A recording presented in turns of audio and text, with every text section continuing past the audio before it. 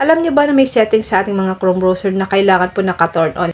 Lalong-lalo na po kung mahilig tayo magbisita ng iba't ibang website. Kailangan niyo po itong i-turn on para maproteksyonan po ang ating mga personal data or ang ating mga personal information.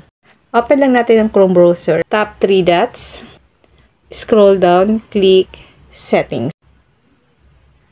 Tap natin ang Site Settings. Scroll down lang natin.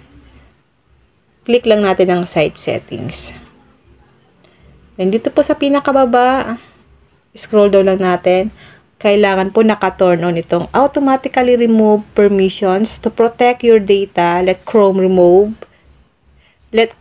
remove permissions from sites that you haven't visited recently. Kailangan po naka-turn on ito para maproteksyonan po ang ating mga personal information or personal data. Pero kung hindi nyo po siya guys maintindihan, itong nakasulat dito, i-screenshot lang natin. Then, back lang tayo. Hanapin nyo po yung Google. Tap natin ang Google. Tap natin itong camera dito. Piliin lang natin yung in-screenshot natin kanina. Then, dito, i-crop lang natin guys. Hanggang dun lang sa gusto nating maintindihan. Lalong-lalo na po guys kung medyo mahina tayo sa pag-intindi ng English. So, pwede po natin ito guys gawin na i-screenshot lang natin. Then, tap niyo po pala guys yung translate.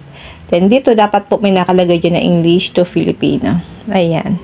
So, naging Tagalog na siya guys. Automatic kong alisin ang mga pahintulot.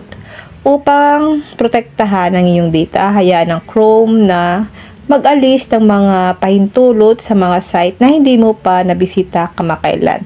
So, kailangan lang po natin ito guys i-turn on para po maproteksyonan ng ating mga personal information or ang ating mga personal data.